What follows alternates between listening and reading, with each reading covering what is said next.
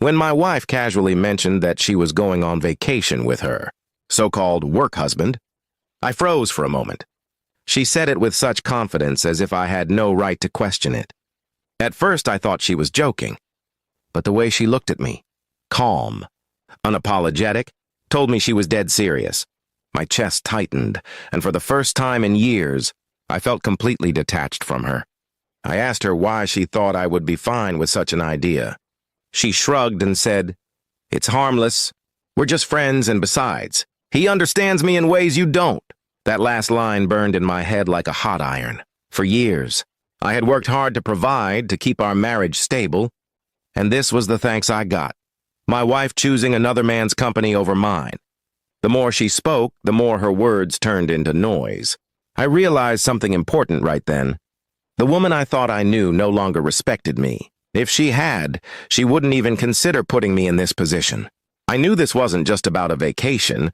It was about a marriage already broken, and I was only just noticing the cracks. Instead of arguing or begging her to stay, I smiled. That smile surprised her, and she asked why I wasn't getting angry. I calmly told her, "Actually, this is perfect timing for a divorce." The shock on her face was priceless. She had expected a fight, maybe tears, but not calm acceptance. She laughed nervously and asked if I was serious. I told her I had never been more serious in my life. I explained that I would not stop her from going, but when she returned, she would no longer have a husband waiting for her. If she wanted to treat another man like her partner, then she could go ahead, but not while being married to me. Her face turned pale. Suddenly, the confidence she had a few minutes ago melted into fear. She started saying things like, "It's not what you think, and you're overreacting." But I had heard enough excuses in my life. I wasn't going to sit around and let her disrespect me further.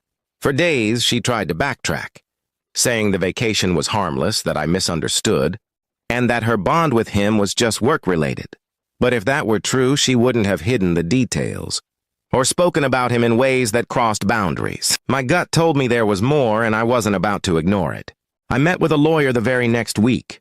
The lawyer listened carefully and told me I was making the right decision. I felt a strange kind of peace, knowing that I was reclaiming my dignity. For the first time in years, I wasn't reacting emotionally, I was taking action.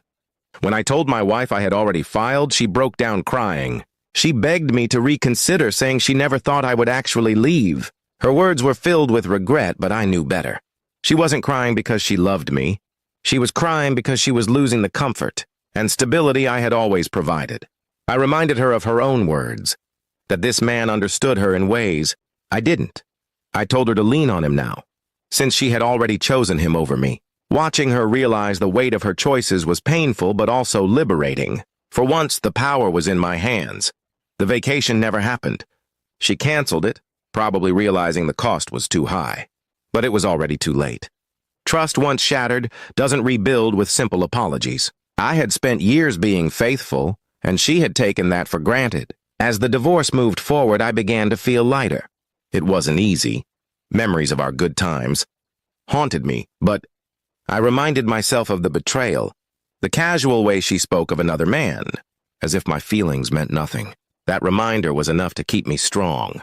In the end, my wife learned that you can't have both a husband at home and a work husband for fun. Choices have consequences. As for me, I walked away with my pride intact, ready to build a new life where respect wasn't optional, but the foundation of love. And sometimes, the best revenge is not anger or shouting, it's walking away without looking back.